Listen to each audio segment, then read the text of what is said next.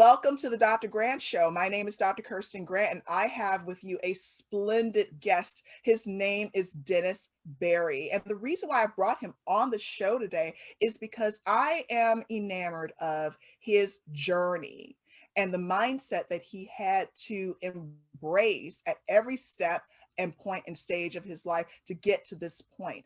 Whether you're a man or a woman, I am 100% certain that you will extract and find pieces that he's going to share with you now and be able to apply it to your story and any challenges that you're going through. Dennis, tell them a bit more about yourself.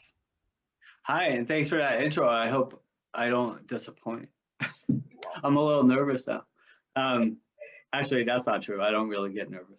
I know. But so I'm not exactly what you're at. So would you like me to just like tell my story, kind of like what it was like and what happened, what it's like now, kind of thing? And the mindset that you held on to and embraced in order to get out of that deep well that you were in to get to the point where you are now servicing other people in your business.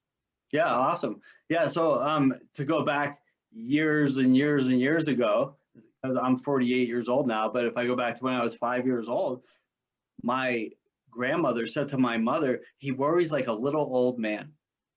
So back when I was already just a young kid, I already was full of fears and insecurities and just didn't know how to cope with life. And I think it's a pretty common story, but along the way, people take different paths to learn how to cope with that, how to cope with those insecurities and fears and heartaches and just not sure how to handle life.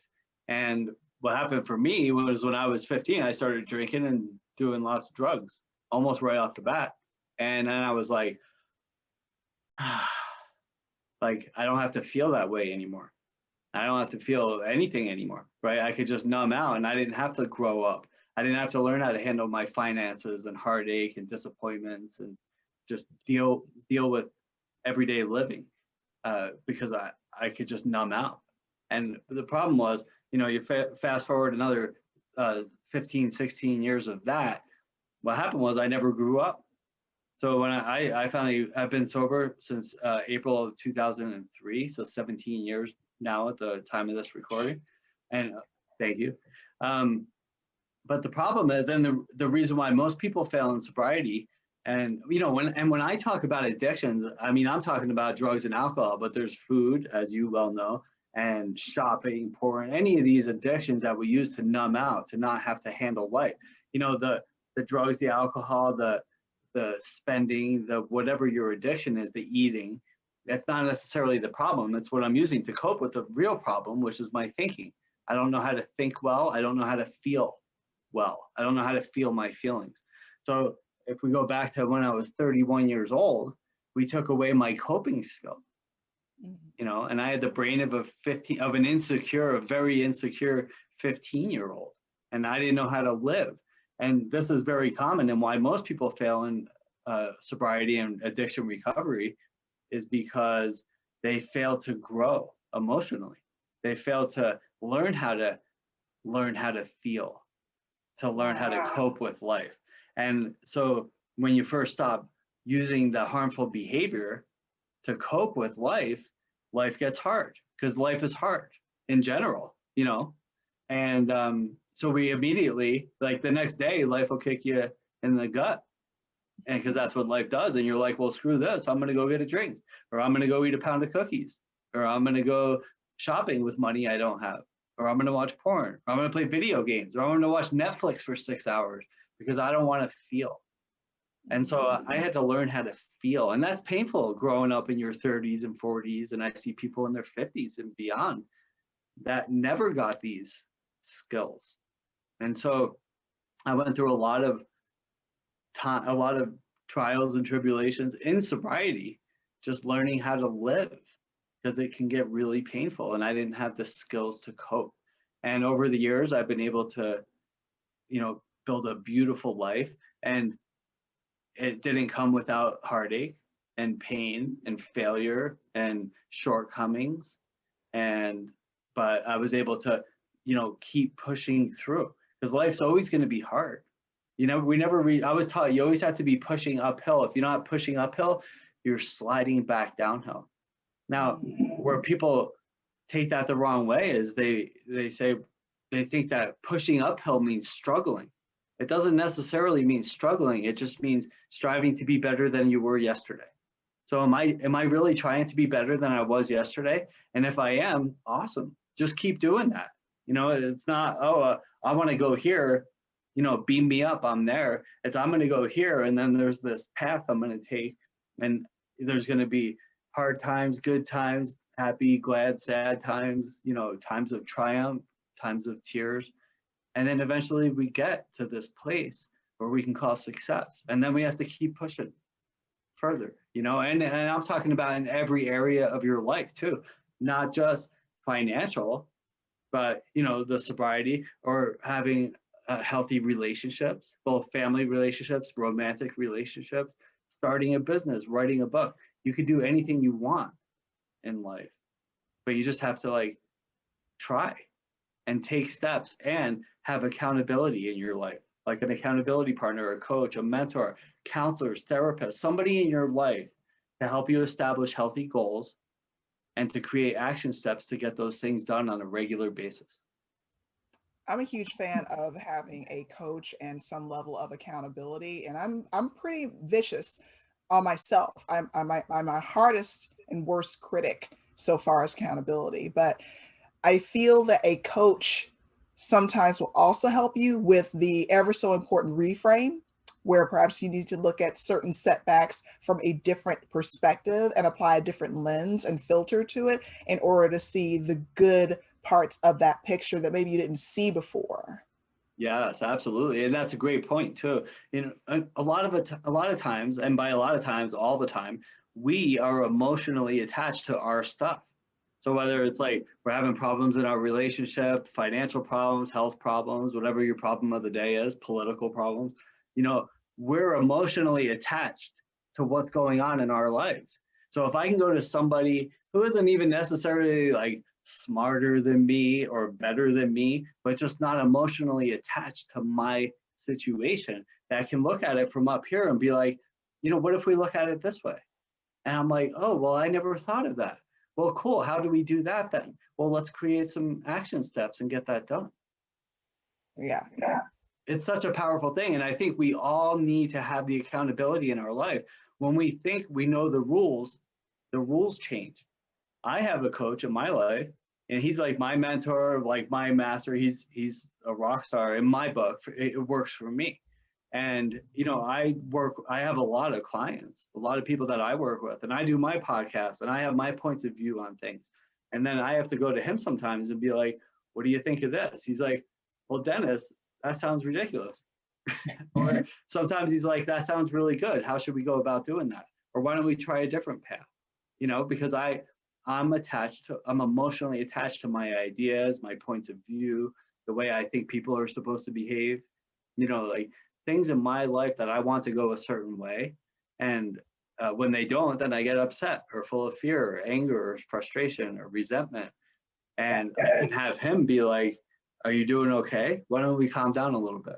I'll be yeah, you're right. So we all need to have that accountability in our lives to hold our feet to the fire to get stuff done. I completely agree in more ways than you could probably ever know. So here's a question for you. For someone that is weighing out finding an accountability partner, they don't know if they want a coach yet or whatever, but where exactly would you say, in your experience, was the point of diminishing returns on a thought, an idea that you were pursuing, and that driving line in the sand where it's okay, I think I need to bring in an adult. I need I need a second opinion, because the way I envisioned this working, where is that fine line? And I admit I have a gray area here with this too. Where's the fine line between, do I just keep pushing another 24 hours and hope that I see the light towards my idea, or I need to bounce this idea off of somebody else and have an accountability partner or something like that, so that I can see if I'm even going in the right direction, or if there's something that I missed. Does that make sense? Oh, totally. Yeah, it's a great question. I was taught to have an expert in every area of your life. That's what I was taught. So it's If I have to go to court, I need a lawyer.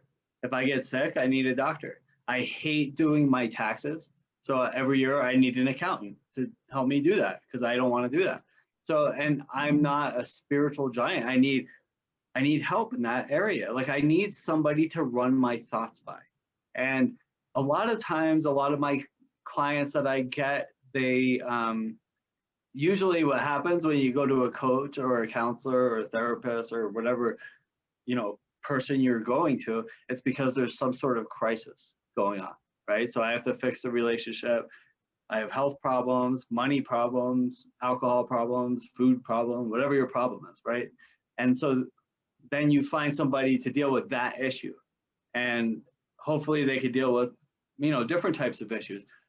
And, it's interesting that you say, all right, I want to start this. So I can keep banging my head against the wall for a couple of years, or I can ask for help, and a lot of people bang their head against the wall for a couple of years. And, hopefully, yeah, and we all do, and we've all been guilty of that. The idea as you get older is you build some awareness and say, I can catch that.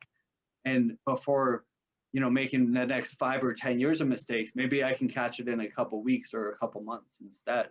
And then let my guard down, let my ego down, and ask somebody for help who might be able to help. At the very least, ask Dr. Google, for help and say, all right, well, I'm stuck at this in my life. How can I get some help? Or maybe you're listening to a podcast like this and something I say connects with you. Or maybe or some other podcast or something, if you're reaching out for help, continue to reach out, like reach all the way out. Like in my case, I offer free consultations. So if money's an issue, let's just talk first for free. I don't know if you do that too, but a lot of coaches do. Yeah.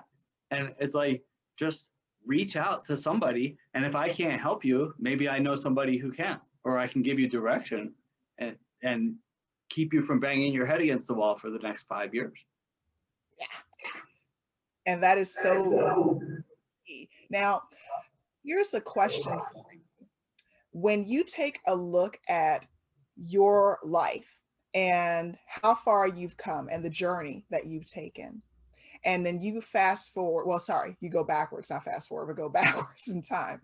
What would you have told the younger version of yourself, maybe that preteen Dennis, that you think he needed to know? Because I feel that a lot of the times, if we put it in that perspective, a lot of us can glean so much in terms of what it is that we need to pay attention to, even now moving forward, if we knew what we could have told our younger versions of ourselves. Yeah, beautiful question. I ask that question on my podcast sometimes too. I love it. And what I would say is, what other people think of me is none of my business. Don't worry about what people think about you. Everybody's on their own journey, doing their own thing, their own beliefs and values and ideas of how the world's supposed to go. Stick to you. So the other part of that is be you. I wish I can go back to my young self and be like, Dennis, be you. Don't worry about what people think about you. What one of my big hangups was? My hair started getting thin when I was like 17, 18 years old. And so I knew it was coming. So I hid from the world for the next 13 years. I moved to the mountains. I became a skier, a chef, so I can hide, so I could wear a hat everywhere I went. And I didn't have to show anybody that I was losing my hair. And I wasted 13 years doing that, from 18 to 31. I hid from the world. So, and all because I was worried about what people might think about me. And you know what they were thinking? Not about me. Nobody cares. They're all worried about their own stuff. So be you. Do what feeds your soul. Don't follow the mass consciousness. Don't become a lawyer because your parents think you should be a lawyer. Do what feeds your soul. If you would rather be a painter or a dancer, go do that. Because otherwise what happens, a lot of people, if you're laying in bed in the morning with the sheets over your head because you're scared to death to get out of bed and go do that job, maybe it's because you're not supposed to be doing that job. We have to find what feeds our soul. So to go back to why you asked, what I do feeds my soul. When I wake up in the morning, I kick the covers off. I'm like, I get to go help people improve their lives. I get to go listen to people today, tell me about the problems they're having in their lives, and perhaps offer a solution that might be able to change their lives. And then I get on podcasts and I talk to beautiful people like you. And on your podcast or on my podcast, I have a book and I get to do what feeds my soul every day. And so find what feeds your soul. I would say if anybody's struggling with that, what is it? Go back to 20, 30 years ago. What do you wish you had done 20, 30 years ago? Start doing that now. And you can't, I want to jump on that track, because for people that feel that I'll start feeding my soul tomorrow, I feel this. There's an interesting technique that I do with my clients, and it's a form of regression psychology called timeline techniques in therapy.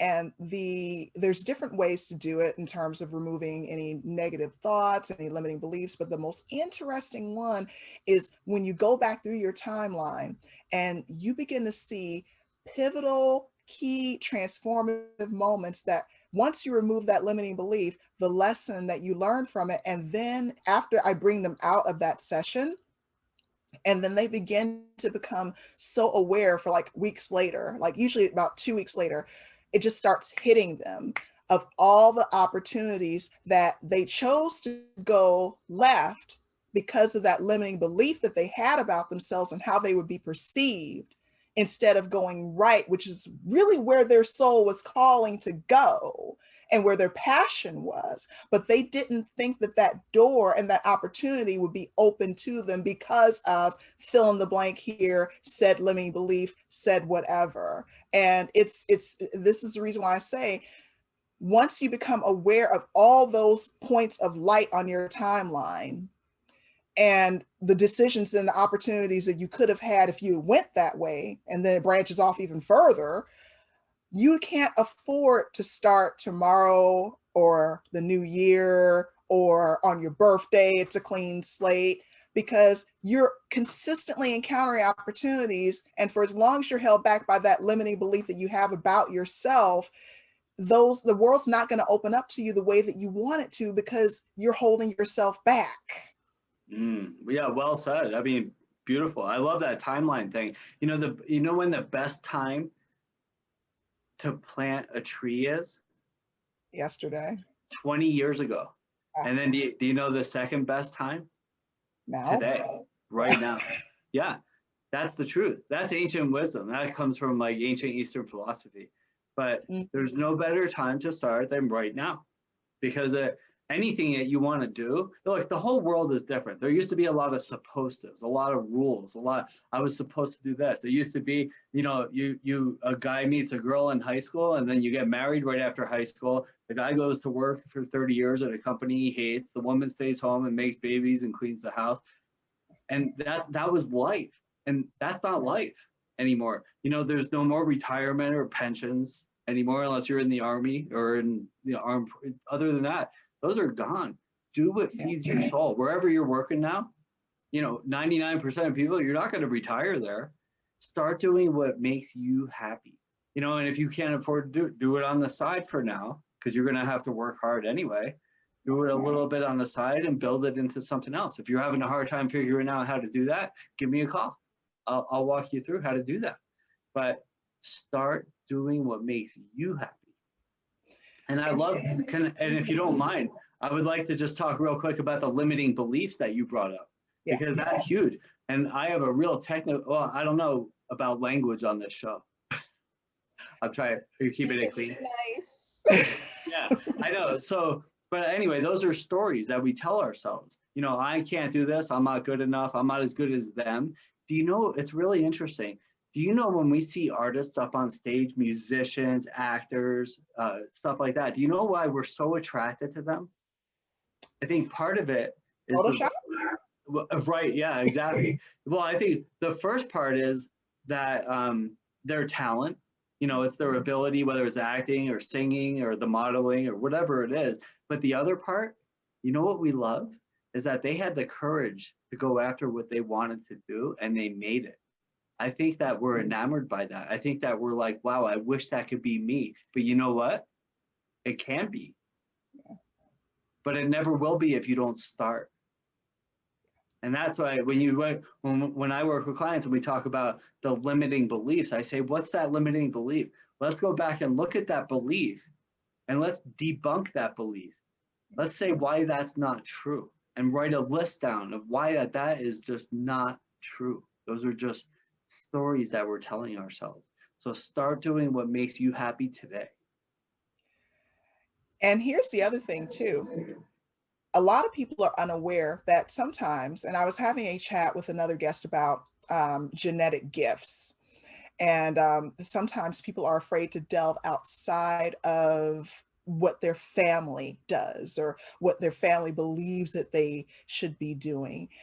And here's the irony, it may manifest itself just in a different form. Like I come from a line of teachers. My great grandmother, she didn't teach, but she trained. My grandmother taught. My mother, she eventually moved into teaching, and she was never more miserable because that just really wasn't her gifting. But my grandmother on my father's side taught. My family was extremely disappointed that I didn't go into teaching because they felt that that was really the only real viable career. And I had an interesting conversation with a loved one not too long ago, and I shared with them, I said, you always wanted me to go into teaching, but what you don't realize is there are different ways to teach. It doesn't have to be confined to a classroom with children. I've been in the university sector for 20 years prior to starting my own company. And what we are doing right now, Dennis, we're teaching. It's just not in a classroom. Actually, the whole world is our classroom as they watch this. Yeah, beautiful stuff. I mean, the mass consciousness, that's what you're talking about. Like the teacher, I'm supposed to be a teacher because my family was. I'm supposed to be a lawyer because I'm smart and my family wants me to be a lawyer. But, Buddha said 2,500 years ago, three things can't be hidden long: the sun, the moon, and the truth. We can't hide our truth. If we don't know what our truth is, we're going to be searching for it throughout the different stages of our life, whether we know it or not. And if I'm doing something that I think that other people want me to do instead of what I want to do or what makes me happy and feeds my soul, you're going to not be happy. Yeah. You might have money. You might get money. You might, have a certain level of material success. But, that's where that money doesn't buy happiness thing. It is true. I mean, I've experienced it myself. I made lots of money. And at one point I realized I was all by myself with all my stuff, my money. And I was alone. I wasn't any happier than I was before I had it. And it was a hard truth to like come upon because you hear stuff like that all the time. Or maybe you have limiting beliefs around money and success, right? So we have to dig those out. Like, oh, the Bible says money is the root of all evil. That's not what the Bible says. The love of money is the root of all evil. Yeah. So do what you want to do, and all that other stuff follows. When you're happy and you're doing what feeds your soul and what you feel like your purpose, your real purpose here on earth is, the money, the relationship, all that other stuff comes when you're doing what you're supposed to be doing. Well, I believe and feel it's because your vibration, it gets raised, your mindset gets raised, and it's almost like tuning in to a radio frequency back in the days when your car radio had a knob, so to speak. So if I start working in the area of my gift, and even if I experience healing, so to speak, in one facet of my life with my health getting better, for example, in terms of with me working with women that suffer from food addiction, overeating, cravings, binge eating, what happens is there's a bleeding effect and it winds up seeping into other parts of their lives. These revelations that they get, they begin to see where these limiting beliefs tap in because the food addiction and the overeating and the binging and the food cravings, that is not the root cause. That's just simply a symptom. It's throwing up a flare. It's an addiction, and addiction is often misconstrued for that is the problem. You kick the addiction, your life is fixed. No, it's the other way around. You fix on your life and fix inside, and then everything else outwards gets fixed. So the addiction gets fixed no matter what it is, like you've mentioned, the alcohol, porn, whatever it is, shopping, in my case, food, that gets fixed, but other things get fixed as well. And it's because you're experiencing this shift in your mindset. You are tuned into the right frequency on that radio dial and station, and you'll be able to hear what you're supposed to be doing anyway and feel intuitively where you're supposed to go and go in the right direction. So your whole life begins to just open itself up, and you're not trying to pry the door open. The door just opens givingly, freely, from my past experience, versus trying to force and jar that door open. You know what I mean? I do know what you mean. Yeah, and it comes from asking for help. Really, I mean, like if you're stuck, you don't know what you're doing, you don't know how to get out of this hole that you're in, you can't stop eating or drinking or whatever it is, ask somebody for help. And then, we'll uncover the eating part, we'll uncover the drinking part, and why am I doing that behavior? That's what you're talking about. It's not that I'm eating a pound of cookies. Why am I eating a pound of cookies? Yeah. And it's a great process. And yeah, while you're doing that, life unfolds. Success is a byproduct of a life well lived, not just because I'm doing something that makes money. Looking good is a byproduct of living well. All those things, we just think the wrong way because the TV tells us to, or Facebook tells us. We pull up our apps and there's ads there. I used to do a lot of marketing, and marketing works. It does its job. Marketing is designed to say, you have a problem and here's the solution. And they do it in like 10 to 20 seconds, and they keep peppering you over and over and over again. If you want to retire, you need to make $3 million. And here's how you do that. See, so we just created a problem and the solution in the same sentence, right? So are you hungry? Well, here's some Reese's peanut butter cups. So hunger, solution. So we create a problem and solve it. And so we start listening to that all day long. And then that's the direction we go. And it's all subconscious thinking. So sometimes the answer is like, shut that crap off. Stop listening to that. Talk to a professional who's trained to help you move towards your goals and not away from them. And I'm in full agreement with you. There is a certain part that you do yourself, but after that, you need someone to help you do that heavy lifting. And then that is when you need to call in the big guns of a professional that really vibes and aligns with you and your goals and can take you there, And I absolutely love the work that you do. Speaking of that, for people that do want to find you and want to connect with you, tell them where they can do that. Well, the best place to do that is through the website, which is dennisberry.com. And you can get to my Funky Brain podcast. You could buy my book called Funky Wisdom, or you can book an appointment and we can talk for a little bit. And what else is on there? Lots of cool blogs. And yeah, I mean, you can find me on all the other channels too, the social media networks. And I would love to talk to you, but dennisberry.com. All right. Thank you so much, Dennis, for spending time with everyone today. And once again, the reason why I share this with everyone, I'm hoping extract from this what it is that works for you and what you need. But I do completely agree with Dennis that if you're at a point now and what you're doing isn't working, you're not getting the success and the results that you want, and deep inside that you are meant for more, this is not your last stop, then seek him out. For more episodes of the Dr. Grant Show, we are housed on edibleaddiction.com if you want to find me or other episodes of the show. Everyone, thank you so much for watching. See you soon. Much love to you. Bye.